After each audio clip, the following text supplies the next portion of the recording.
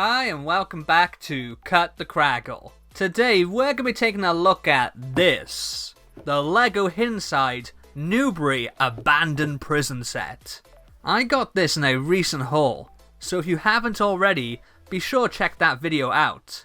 I'll pop up a card in the top right corner. Now this will be the fourth set in this third wave of Inside that I've picked up. And of course there are reviews of those sets already, so if you like this video, be sure to give those a watch as well. Links will be in the description below. And if you do like this video, then why not give it a thumbs up and hit that subscribe button while you're at it. Whew. Wow. Self-promotion is exhausting. I'm tired. Are you tired? I have to sit down. So here it is, all built up. And I have to say, this is a great looking build. I really like the colour scheme here. Obviously, you have a lot of light bluish grey or blay, which you'd expect because it's a prison. But the splashes of olive green and dark orange really add a lot. They give it an almost tropical or Central America feel, which fits well with the palm tree and vines scattered around. This set does kind of fall back on what has become a bit of a tried and tested format for this theme, with it being based around the shape of an inverted V.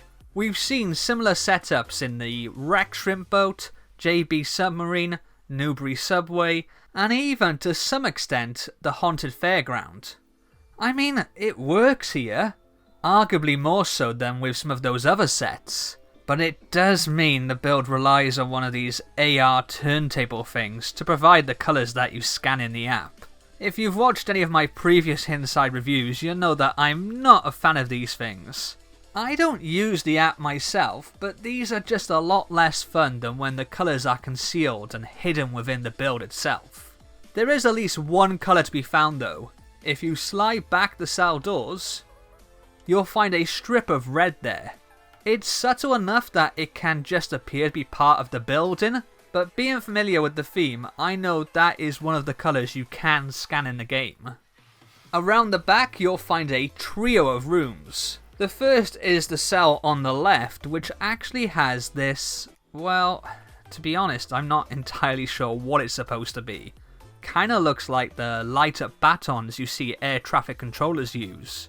But what I do know is that this also appears in the Haunted Castle set, and seems to be one of the artifacts needed to complete the profane ritual that summons the Maw. In the middle we have this larger cell, kinda like the penthouse of incarcerated accommodation. This one does give the game away as there's no way of hiding away those ghoulish teeth at the bottom there. They're coming to play a little later.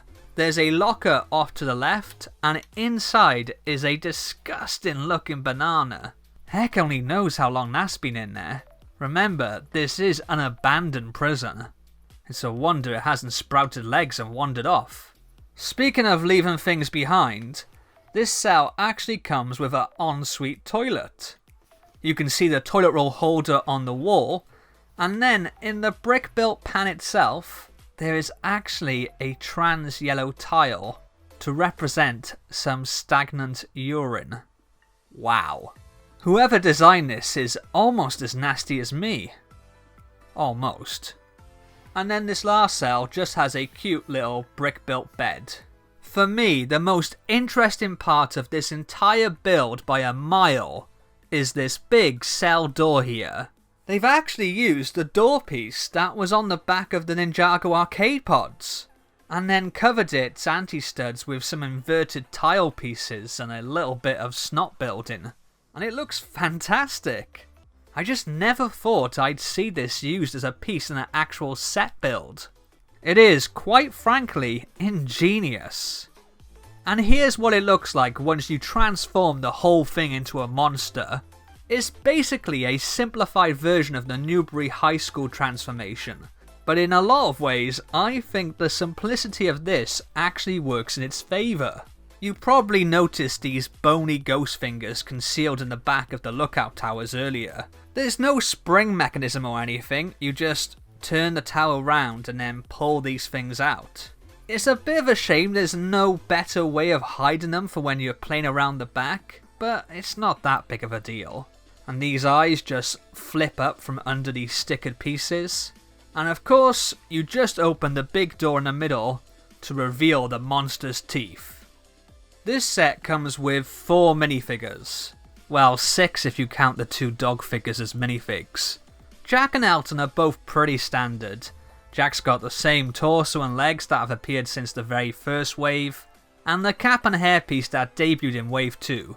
I think this might be only our second time getting Elton in his skeleton form. He's just a standard Lego skeleton, but as well as his helmet and cape, he also comes with a rather cheery looking faceprint. The first of the 2 new minifigures in this set is Raimi. When I first heard this character's name, I thought it might be a reference to Sam Raimi, director of the Evil Dead trilogy. But apparently this is actually a recreation of the set designer's sig fig. In universe, he's a world famous vlogger and Jack's idol. You might also recognise this minifigure from the recent Haunted House Fairground. I really like this stylish torso. Getting a minifigure piece in teal is rare and great in itself, but that cool design with the TD logo in reference to the designer's alias Tooth Dominoes is also pretty epic. And I love the checkered pattern on the belt there as well. As for his headpiece, he has this confident smile on one side, and then a much more scared and perhaps confused expression on the other.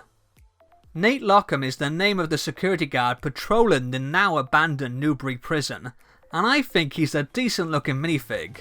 I'm not sure if we've seen that torso before.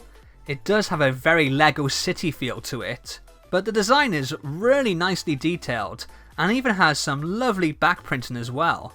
Notably, this is the only set in this new wave to have a gloomed up citizen, and Nate is the only character to fall afoul of the ghostly goo.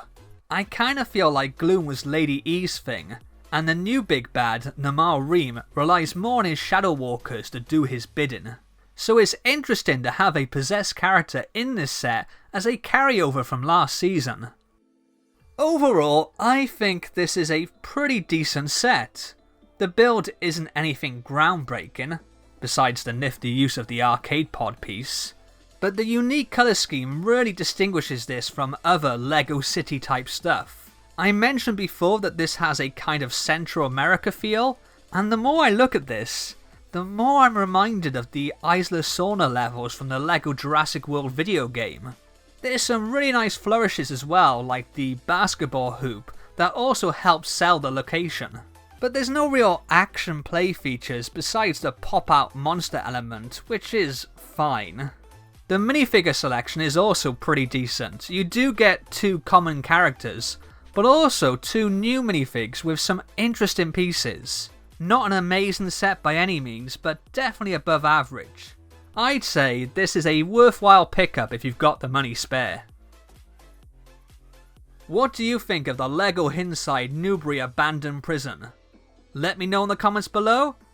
Don't forget to like, and if you haven't already, be a hero and hit that subscribe button. I'll see you next time.